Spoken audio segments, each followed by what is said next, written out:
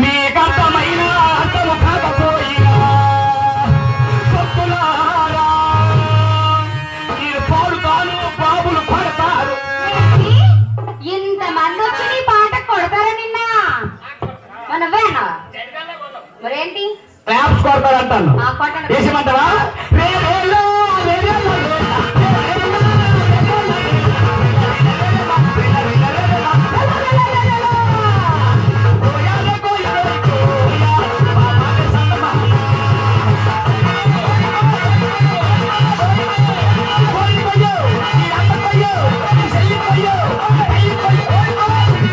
జడిన కొడుకు ఎద్దులా పెరిగిపోయి అమ్మ కొయ్యి అంటాను కోయి కోయి ఇటు చెల్లి కొయ్యి అంటాను కోయి కోయి.